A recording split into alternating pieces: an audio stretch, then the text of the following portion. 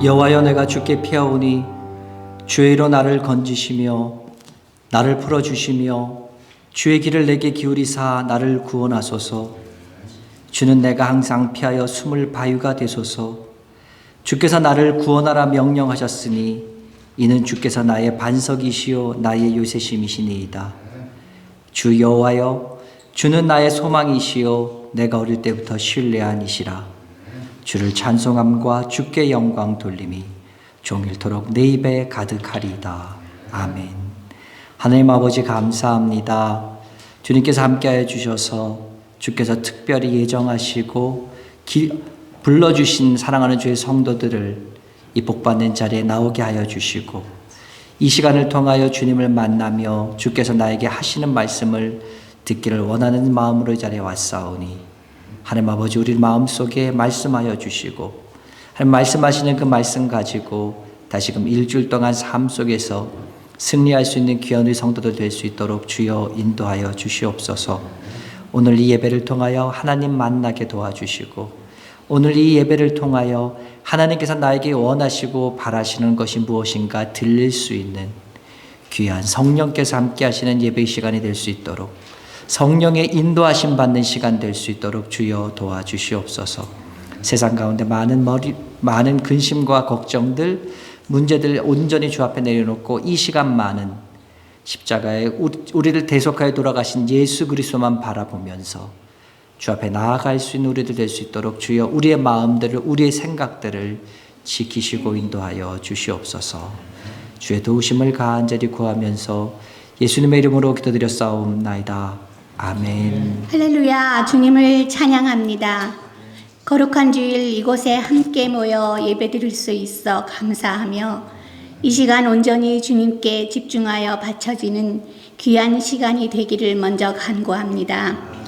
사랑하는 주님, 이제 그동안 우리를 그토록 당황시키고 무기력하게 하였던 코비드 전국도 거의 진정되어서 이 세상은 언제 그랬냐는 듯 다시 그 전의 상황으로 빠르게 돌아가고 있습니다. 다시는 그 전의 자유로운 시간으로 돌아갈 수 없으리라는 불안감이 컸었는데 다시 자유롭게 숨 쉴 수 있게 하시어 감사할 따름입니다. 그런데 주님, 모든 것이 회복되어 가는 이쯤 유독 기독교가, 이 땅의 교회가 그 회복을 더디함이 우리를 안타깝게 합니다. 지난 일주일은 너희는 이 세대를 본받지 말고 오직 마음을 새롭게 함으로 변화를 받아 하나님의 선하시고 기뻐하시고 온전하신 뜻이 무엇인지 분별하도록 하라는 로마서의 말씀이 저에게는 유독 기억되는 시간들이었습니다. 그런데 그렇게 하기에는 말씀에 대한 갈망도, 기도의 힘씀도, 주님의 자녀로서 품고 있는 이웃에 대한 관심과 사랑도 너무 작아져 버려서 오늘만을 사는 믿지 않는 자들과 별 다름없는 모습으로 살아가고 있음을 고백하게 됩니다. 깨달음이 있으면 행함이 있어야 하는데 그 힘이 너무 작아 외면하고 다시 또 주저앉게 됩니다. 주님, 우리를 불쌍히 여겨 주시옵소서. 이 땅의 많은 교회 중에 이 로고스 성도로 묶어주셨으니 그 안에서, 이 안에서 모든 것이 다시 회복되어서 주님의 말씀을 더욱 사모하게 하시고 기도를 회복하게 하시고 서로 위해주고 사랑하는 모습들이 많이 표현되게 이끌어 주시옵소서. 교회의 리더이신 우리 목사님 더욱 큰 축복으로 온전히 세우셔서 이 교회 안에서 영적으로 외롭지 않게 하시고 굳건하게 주님의 말씀을 선포하며 나아갈 수 있도록 영육간에 강건하게 이끌어 주시옵소서. 비록 수적으로는 많지 않으나 이 모양 저 모양으로 선한 공동체의 구성원으로 살고 싶은 저희 성도들도 축복하셔서 비록 소박하고 촌스러운 모습일지라도 그렇게 서로 격려하고 배려하고 섬기며 살게 하여 주시옵소서. 상한 마음도 실망한 마음도 무기력한 마음도 약한 육체도 이제 옛것이 되어 주님의 은혜로 성령 가득한 그런 신앙생활을 할 수 있기를 더욱더 간구합니다. 함께하여 주시옵소서. 사랑하는 주님, 저희에게 허락된 이 땅에서의 시간이 얼마인지 도무지 저희는 알 수 없으나 주님 나라의 부름을 받는 그날까지 기쁘게 열심을 다하여 주님 닮은 모습으로 살아가기를 다시 한번 소망합니다. 함께하여 주시옵소서. 이 모든 말씀 예수님 이름으로 기도드립니다. 아멘.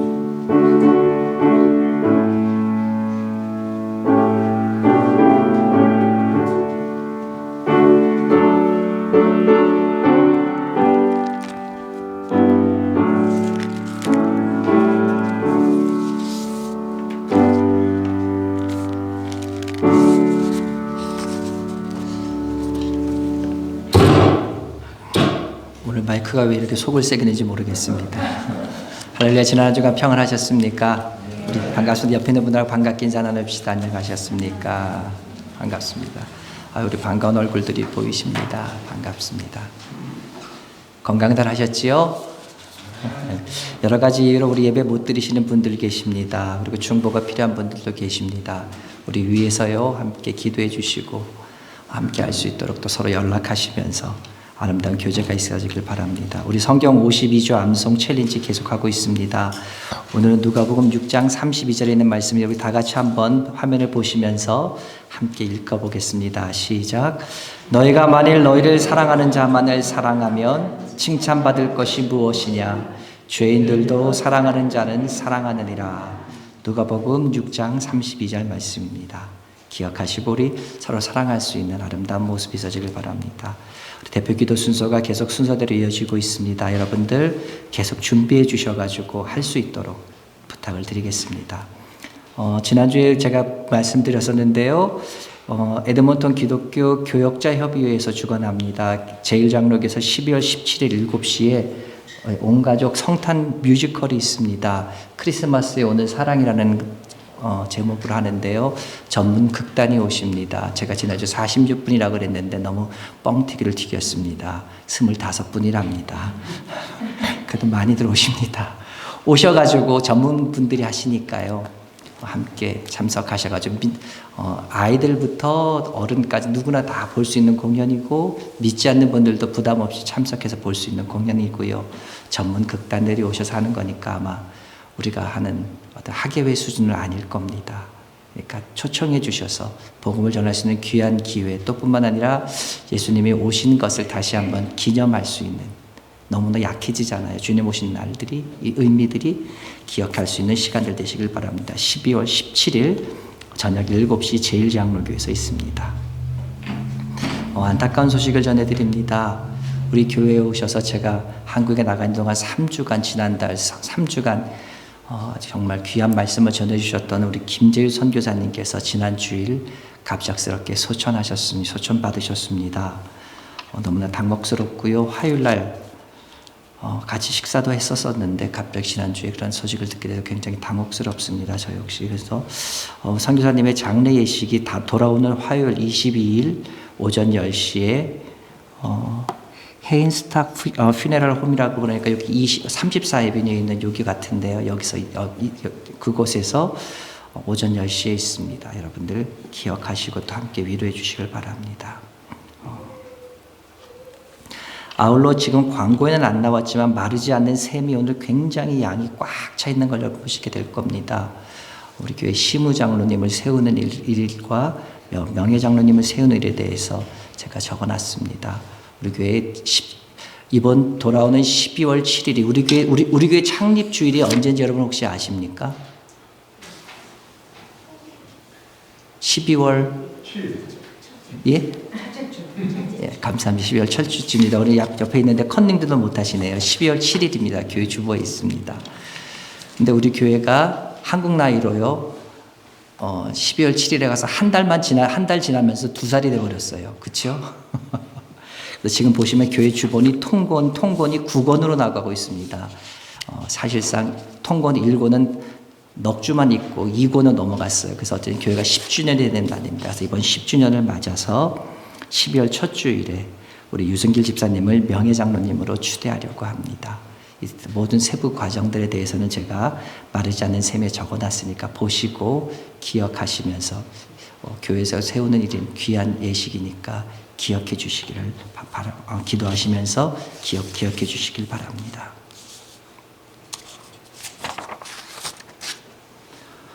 오늘 주신 하나님의 말씀입니다. 오늘 주신 하나님의 말씀은 구약성경 창세기 13장 5절에서 18절에 있는 말씀입니다. 본문이 굉장히 긴데요. 제가 천천히 봉독하겠습니다. 제가 그런 성경 책은 구약성경 16페이지에 있습니다. 창세기 13장 5절에서 18절에 있는 말씀입니다.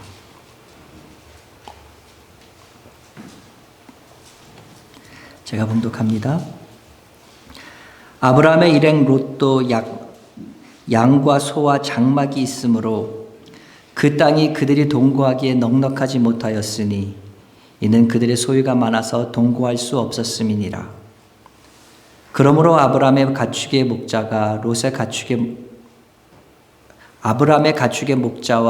가축의 목자가 서로 다투고 또 가나안 사람과 브릿 사람도 그 땅에 거주하였는지라. 아브라함이 롯에게 이르되 우리는 한 친족이라. 나나 너나 내 목자나 네 목자나 서로 다투게 하지 말자. 내 앞에 온 땅이 있지 아니하냐. 나를 떠나가라. 내가 좌하면 나는 우하고 내가 우하면 나는 좌하리라. 이에 롯이 눈을 들어 요단 지역을 바라본즉 소알까지 온 땅에 물이 넉넉하니 여호와께서 소돔과 고모라를 멸하시기 전이었으므로 여호와의 동산 같고 애굽 땅과 같았더라. 그러므로 롯이 요단 온 지역을 택하고 동으로 옮기니 그들이 서로 떠난지라. 아브람은 가나안 땅에 거주하였고 롯은 그 지역의 도시들에 머무르며 그 장막을 옮겨 소돔까지 이르렀더라. 소돔 사람은 여호와 앞에 악하여 큰 죄인이었더라. 롯이 아브람을 떠난 후에 여호와께서 아브람에게 이르시되 너는 눈을 들어 너 있는 곳에서 북쪽과 남쪽 그리고 동쪽과 서쪽을 바라보라. 보이는 땅을 내가 너와 내 자손에게 주리니 영원히 이르리라. 내가 내 자손이 땅의 티끌 같게 하리니 사람이 땅의 티끌을 능히 셀 수 있을진데 내 자손도 세리라. 너는 일어나 그 땅을 종과 횡으로 두루 다녀보라. 내가 그것을 네게 주리라. 이 아브람이 장막을 옮겨 헤브론에 있는 마므레 상수리 숲에 이르러 거주하며 거기서 여호와를 위하여 제단을 쌓았더라. 아멘.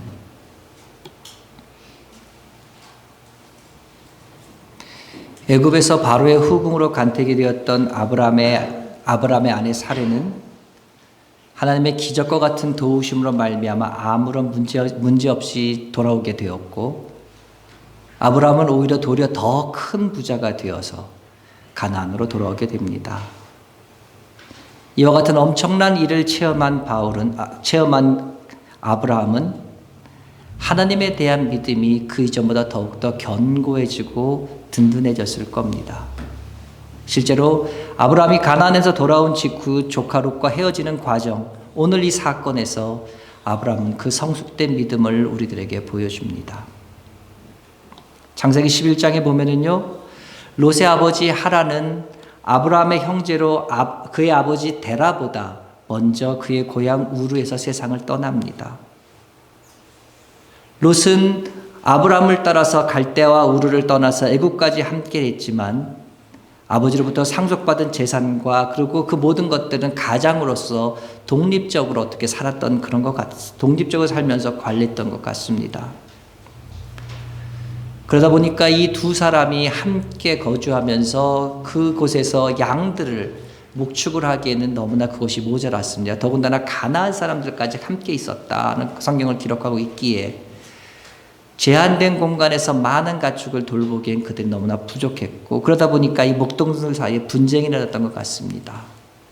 목동들 사이에 분쟁이 나중에는 자칫 삼촌과 조카 사이의 분쟁으로 번질 것 같아서 아브라함은 롯에게 먼저 이렇게 제안합니다. 내 앞에 온 땅이 있지 않냐?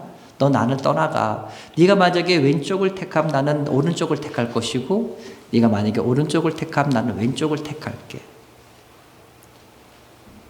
룻에게 얘기합니다. 너 나를 떠나. 롯에게 너 나를 떠나. 이렇게 얘기를 했지만 그 말이 너와 이제 완전 헤어지자, 쫓아내겠다 이런 말은 아닙니다. 롯에게 먼저 선택하라고 우선권을 준 거며 자기는 남은 땅을 내가 선택하겠다, 갖겠다 이런 의미지요.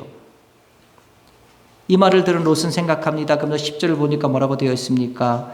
눈을 들어 요단 지역을 본즉 온 땅에 물이 넉넉하고 여호와의 동산 같았고, 여호와의 동산 에덴 동산 같았단 말이죠. 그리고 그가 얼마 전까지 살았던 마치 애굽 땅처럼 풍요로운 그런 곳이 보였습니다. 그래서 그는 소돔과 고모라가 있는 요단 쪽으로 옮기기로 결정합니다. 우리는 이까지 내용을 보면서 흔히들 이렇게 생각합니다.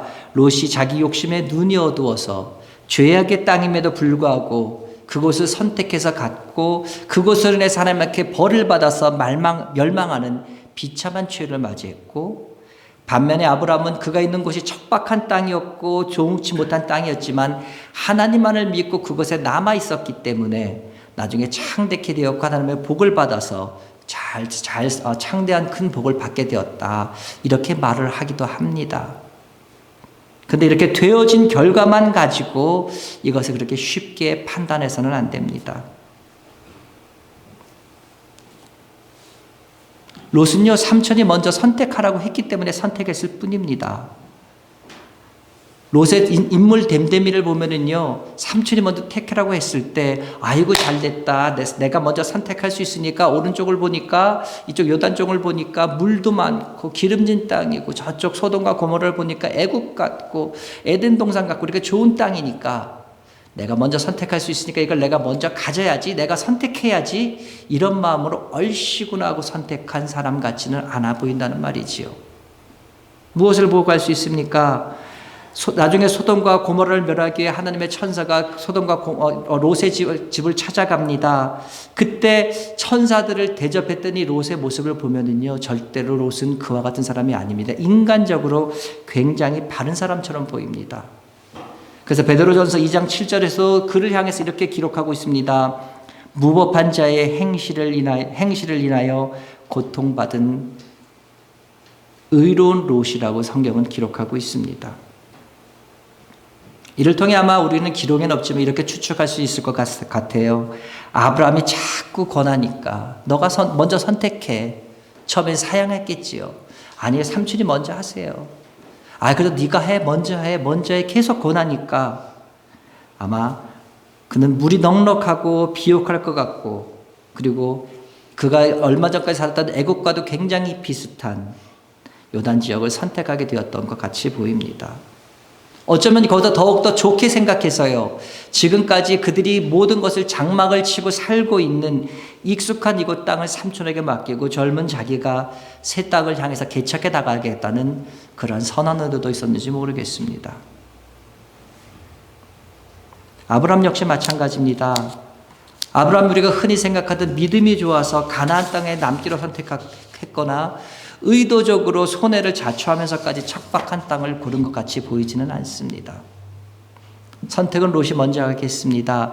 네가 먼저 선택해. 그리고 남은 땅은 내 거야. 남은 땅은 내가 차지하겠어. 이렇게 말을 했으니까 무슨 말입니까? 만약 롯이 끝까지 삼촌에게 양보의 미덕을 발휘해서 가나안에 남겠다고 고집했다면 아브라함은 어느 땅으로 갈 수밖에 없습니까? 소돔 땅으로 갈 수밖에 없어요. 그리고 그 말은 무슨 말입니까? 남은 것을 나머지를 내가 택하겠다고 했으니까 그 말은 소돔 땅일지라도 네가 가나안을 택한다면 난 소돔 땅으로 가겠다, 이 말이에요. 갈 의사도 있었다는 말이지요.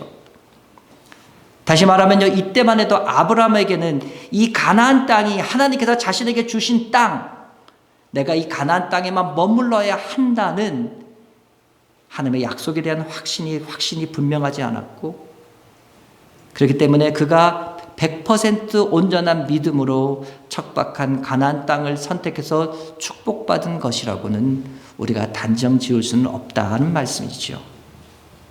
다만 외면적으로 보이는 사실은 뭡니까? 롯에게 선택권을 양보했지만 사실은 그 선택은요, 모든 선택을 하나님께 맡김으로. 왜요? 그 롯의 마음을 주관하시는 분은 하나님이시니까 하나님께 모든 선택을 맡기심으로 내가 어느 땅을 차지한다 할지라도 그 땅은 하나님께서 나에게 복으로 주신 땅이라는 것을 확신하는 믿음이 그에게는 있었다는 말입니다.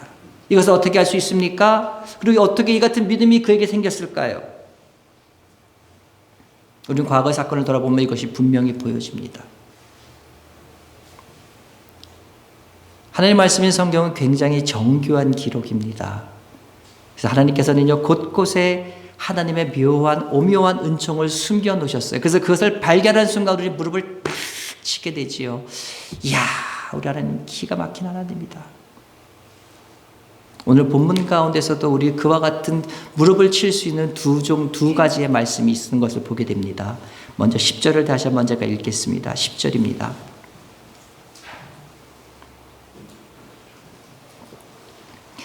이에 롯이 눈을 들어 요단 지역을 바라본즉 소알까지 온 땅의 물이 넉넉하니 여호와께서 소돔과 고모라를 멸하시기 전이었으므로 여호와의 동산 같고 애굽 땅과 같았더라.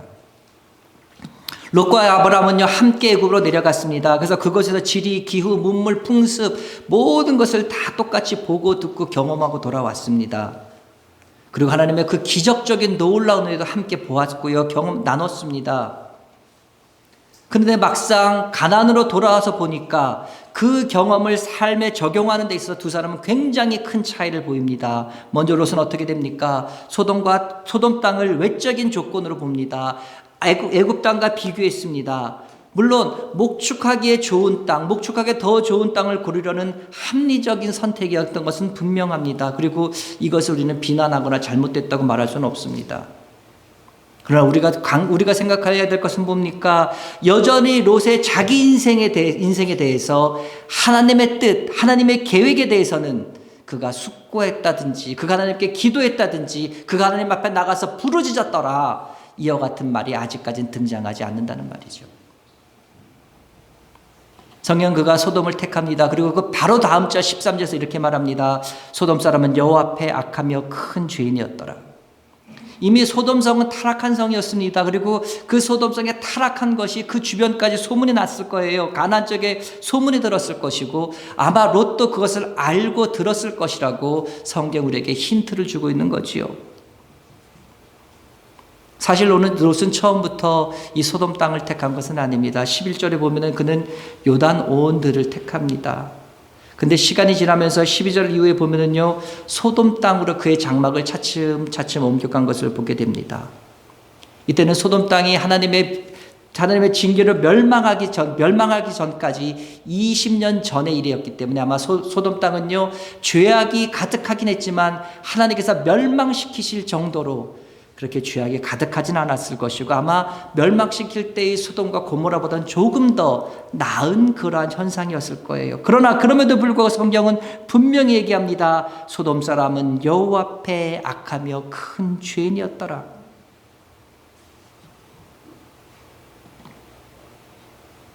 그럼에도 불구하고 그는 그 땅으로 갔습니다.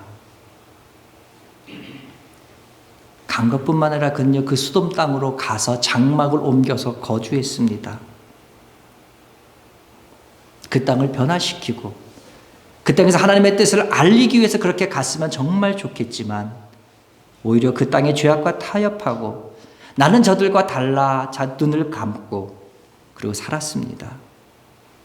쉽게 말해서 롯은요, 인생의 목적을 현실적인 풍요함, 안일함에 두었고 모든 생각도 모든 행각도 그것에 기준 두고 그는 그렇게 살고 있었던 거지요. 반면에 아브라함은 어떻습니까? 그는 애굽에서 하나님에 대해서 깨닫습니다. 그리고 그의 인식이 완전히 바뀝니다.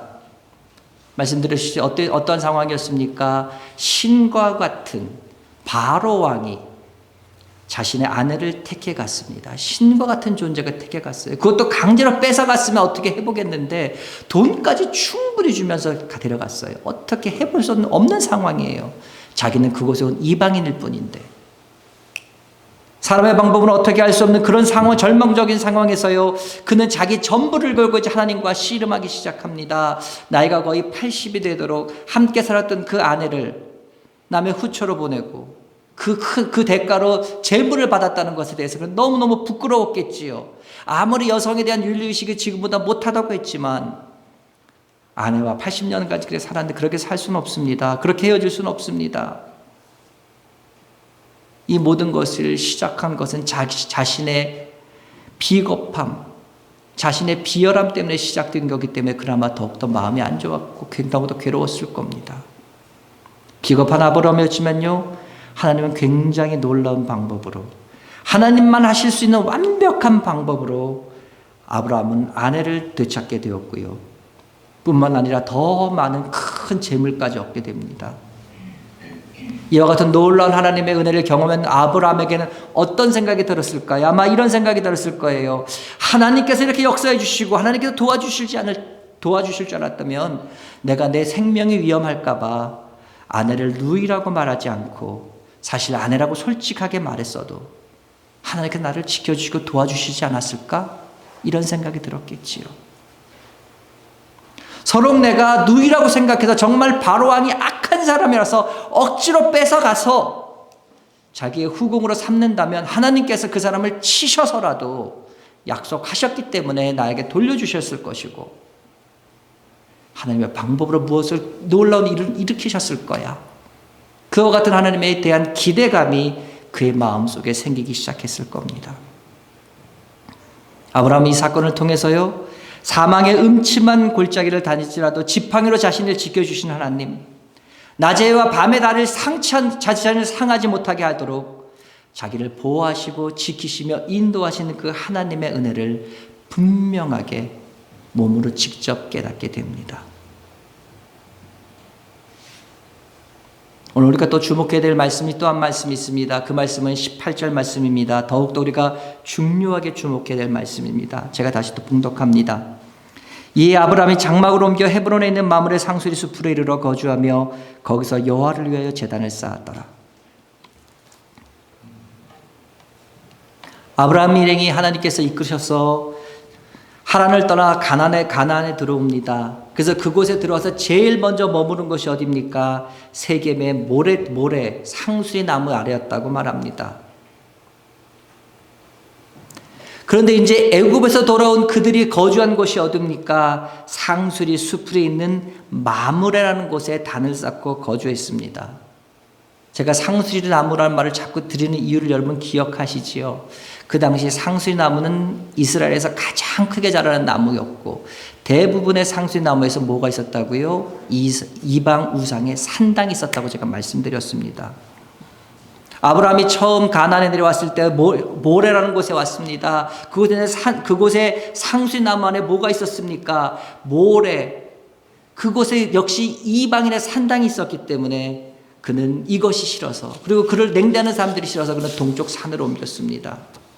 이때까지만 해도 그가 바라본 건 뭡니까? 그의 조카 롯하고 똑같았습니다. 눈앞에 보이는 당면 과제, 눈앞에 문제들만 보입니다. 그래서 흡족하지 않기 때문에, 내 마음에 들지 않기 때문에 다른 곳으로 계속 옮겨갑니다.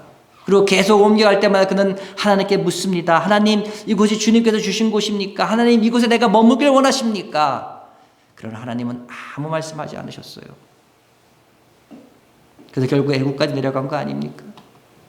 그리고 애굽에 돌아와서 어떻게 합니까? 다시 상수리 나무가 있는 곳으로 기꺼이 장막을 옮겨서 그는 거주합니다.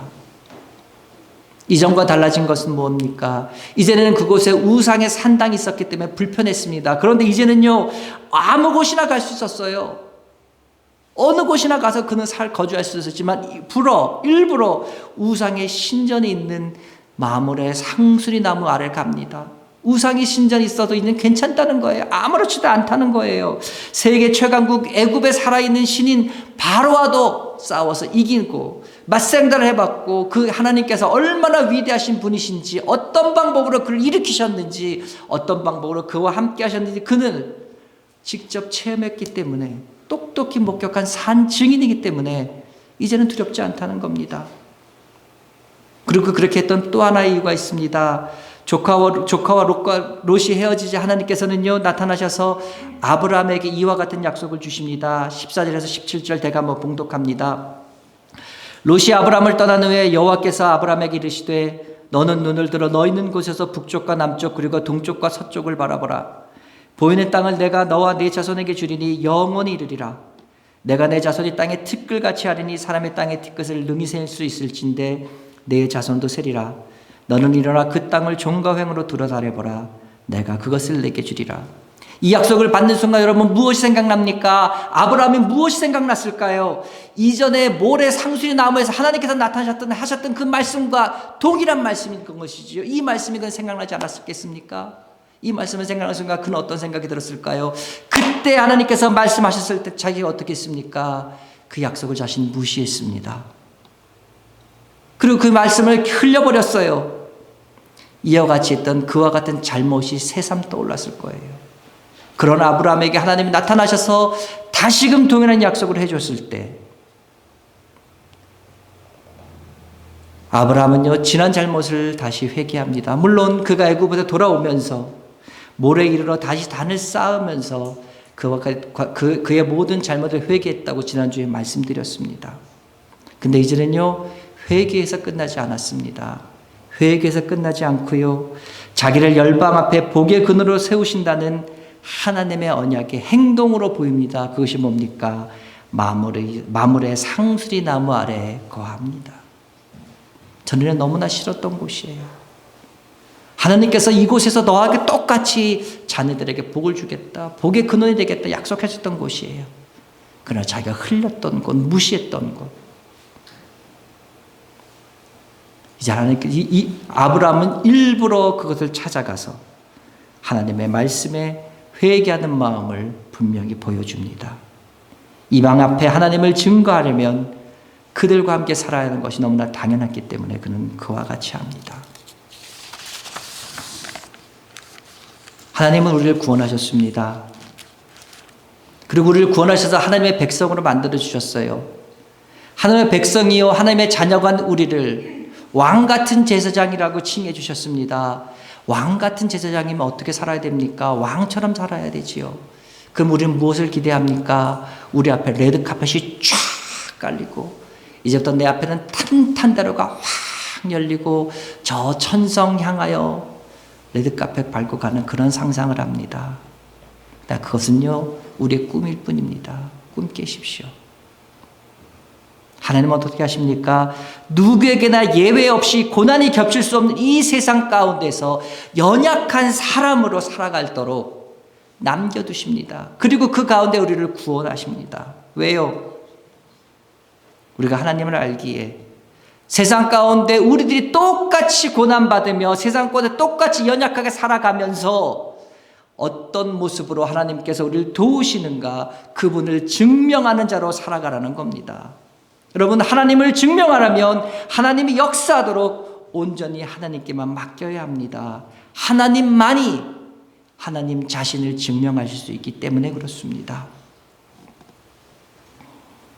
아브라함이 현재 살아가고 있는 곳은 어디입니까? 여전히 이방 우상의 도시입니다. 그가 살아가는 방식이 어떻습니까? 여전히 그가 살아가는 방식은 목축을 하면서 똑같이 살아갑니다. 그러나 지금 현재 그의 가치관, 그의 인생관은요 하나님을 모든 생각과 모든 행동의 중심에 두게 된 모습으로 살아갑니다. 반면 롯은 어떠했습니까? 지금까지 아브라함이 하라는 대로 그대로 했습니다. 삼촌이 가자고 하면 가고요, 있으라면 있고요, 지금 선택하라고 하니까 그냥 선택할 뿐이었습니다. 같은 가나안에 살고 있지만 실제로는 하나님께 전적으로 의지하는 광야와 같은 그와 같은 삶을 살아본 적이 없었습니다. 그래서 그는요 지금 인간인 삼촌 아브라함을 물질인 들판의 물과 푸른 풀들 그리고 주위 여건인 도시의 문명들 이런 혜택들에만 의지하면서 이것에 자기의 안전과 자기의 만족을 그곳에 걸고 지금 살아가고 있습니다. 사랑하는 여러분, 우리는 예수 믿는 사람들입니다. 우리 예수 믿는 성도들에게 하나님께서 우리에게 첫 번째로 주신 과제는 세상 가운데 너희들은 더 착하게, 세상 사람들보다 좀 더 착하게 살아가라고, 이것이 우리에게 주신 첫 번째 과제가 아닙니다. 하나님께서 우리에게 기대하시는 것은요, 하나님께서 허락하신 세상 가운데서 하나님이 주시는 복의 근원이 되라는 이 소명을 이뤄가는 것, 이것이 하나님께서 우리에게 주신 첫 번째 과제입니다. 간혹 이런 분들 봅니다. 세상 가운데 거룩하게 살아가기 위해서는 사악한 세상과는 담을 쌓고 살아야 된다. 그래가지고요, 하루 종일 찬양하고 기도하고 말씀하고 헌신하는 마치 수도원에 사는 사람처럼 그런 모습으로 살아야 된다고. 그래야지만 이것이 온전한 믿음 있는 삶으로 살아가는 것처럼 말씀하시는 분들이 있습니다. 아니요, 절대 그렇지 않습니다. 우리는 어떤 사람들입니까? 세상 가운데서 살아가지만 세상에 속하지 않고 살아가는 사람들입니다. 그렇기 때문에 하나님께서 하나님 되심을, 하나님을 증명하고 살기 위해서는 어떻게 됩니까? 세상 가운데 나아가야 됩니다. 아브라함이 어디든 상수의 나무 숲을 있었던 곳으로 간 것처럼 말입니다. 또 어떤 분들은 얘기합니다. 교회에 문제가 너무 많다고. 그래서 나는 교회 나가지 않고 집에서 내 나름대로 신앙생활 하겠다는 분들도 있습니다. 목회자 때문에 성도들 간에 있는 받은 상처로 인해서 어떤 영적 갈등으로 인해서 그들이 굉장히 힘들고 어려웠던 것 충분히 이해는 할 수 있습니다. 그러나 이것은요, 본인에게만 좋을 뿐 하나님께는 전혀 좋을 것이 없고 하나님께서도 기뻐하시지 않는 일입니다. 예수님은 말씀하셨습니다. 너희들에게 주의 가장 중요한 계명을 뭐라고 말씀하십니까? 하나님을 사랑하고 내 이웃을 내 몸과 같이 사랑하라.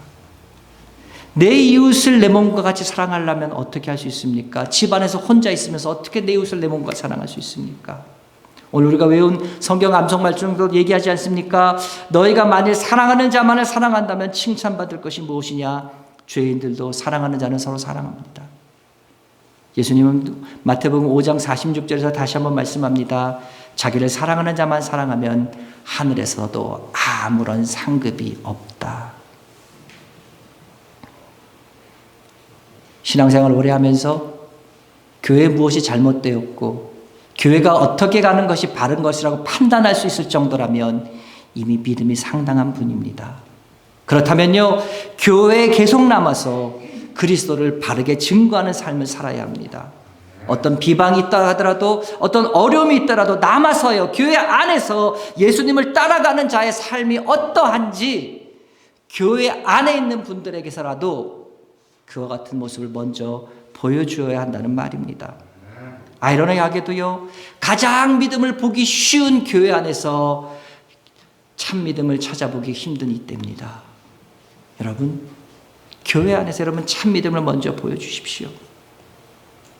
아브라함은 처음에 자기에게 적합한 주거지를 주지 않는다고 의심하면서 불평하면서 어서 빨리 그런 곳으로 인도해달라고 하나님께 기도했습니다. 그러나 애굽에서 모든 것이 완전히 막힌 그런 가운데서 하나님의 은혜로 구원받는 큰 체험한 후에는 그는 이제부터는 복의 근원으로 사는 일에 그의 인생을 맡깁니다. 그의 기도도 분명히 주님께 자기 전부를 맡기면서 그 소명에 온전히 순종케 해달라는 이와 같은 기도로 아마 바뀌었을 거라고 저는 생각합니다. 사랑하는 여러분, 여러분은 지금 어느 곳에서 어떤 믿음으로 어떤 기도를 하고 계십니까? 어느 곳에서 어떤 믿음으로 어떤 기도를 하고 계십니까? 바라기는요, 오늘 사건을 통해 우리는 하나님께 우리 모든 것을 맡기면서 하나님의 뜻이 우리 가운데 이루어지기를 원하는 이와 같은 우리의 기도가 이 기도가 우리들의 기도가 되기를 간절히 소망합니다. 하나님의 뜻을 우리 속에 이루어 가시옵소서. 그러기 위해서는요, 우리 자신을 전부 하나님께 맡겨야 합니다. 어느 곳에서 어떤 믿음으로 어떤 기도를 한번 생각하고 있는지 한번 생각할 수 있는 한 주 되시기를 주님의 이름으로 축원합니다. 기도하겠습니다. 하나님 아버지 감사합니다. 오늘 말씀을 통해서 아브라함을 통해서 우리가 어떤 곳에서 어떤 믿음으로 어떤 기도를 하고 있는지를 다시 한번 돌아보게 됩니다. 하나님 아버지, 이젠 주님께서 주시는 놀라운 일들, 경험한 일들, 이것을 가지고 세상 가운데서 우리 하나님이 어떤 분이신가를 증거할 뿐만 아니라 교회 안에서 사랑하는 모든 형제 자매들에게 증거해 보일 수 있는 주의 사랑을 나타내 보일 수 있는 우리 모든 공동체가 될 수 있도록 주여 인도하여 주시옵소서. 그 하나님 아버지 서로가 서로를 세워주고 서로가 서로를 받들고 서로가 서로를 인도하며 이끌어가는 믿음의 공동체가 되게 도와주셔서 하나님 이 공동체를 통해서 주께서 축복하시며 역사하시며 이 일을 통하여 주께서 주목하여 주시는 귀한 로고스 교회 될 수 있도록 주여 인도하여 주시옵소서. 하나님 아버지 도우심을 간절히 구합니다. 예수님의 이름으로 기도드렸사옵나이다. 아멘. 하나님 아버지 감사합니다. 사랑하는 성도들 주 앞에 나올 때 빈손으로 나오지 않고 주 앞에 하나님 예물을 구별하여 드렸습니다. 세상 가운데 주께서 허락하신 것 가운데 이 모든 것을 주께서 허락지 아니하시면 아무것도 없음을 분명히 기억하고 고백하면서 주 앞에 감사함으로 기쁨으로 드린 이 예물 주님께서 기억하여 주시고 하나님 늘 언제나 주께서 주 앞에 드리기를 기뻐할 수 있는 주의 자녀들 될 수 있게 도와주시오며 늘 언제나 주님께서 도와주시고 인도하시는 가운데 풍성하고 넉넉한 매일매일 삶들 될 수 있도록 주여 인도하여 주시옵소서. 주께서 부어주셨기 때문에 주께서 허락해 주셨기 때문에 감사하는 것이 아니라 하나님 주께서 나에게 이것을 허락하여 주셨음을 감사드립니다. 주께서 나에게 허락해 주신 것을 감사하면서 늘은 주 앞에 감사하며 살아갈 수 있는 매일매일 삶들 될 수 있도록 주여 지키시고 인도하여 주시옵고 주 앞에 드려지는 귀한 예물들이 오직 주의 복음을 전하는 데에만 귀하게 사용될 수 있도록 도와주시옵소서. 주께서 함께해 주심을 감사드리며 주 앞에 드리는 성도들의 예물 주님께서 기쁘게 받아주셨음을 믿고 감사하며 예수님의 이름으로 기도드렸사옵나이다. 아멘. 이제는 우리 주 예수 그리스도의 은혜와 하나님 아버지의 그 크신 사랑하심과 성령님의 감화감동 위로 교통 역사 충만케 하심이 세상 가운데 하나님의 자녀답게 구별된 모습으로 하나님만 온전히 의지하고 살아가기를 다짐하는 사랑하는 성도들 머리 위에 그리고 오늘부터 시작되는 일주일 동안의 삶 순간순간들 위에 이제부터 영원토록 함께 있을지어다. 아멘.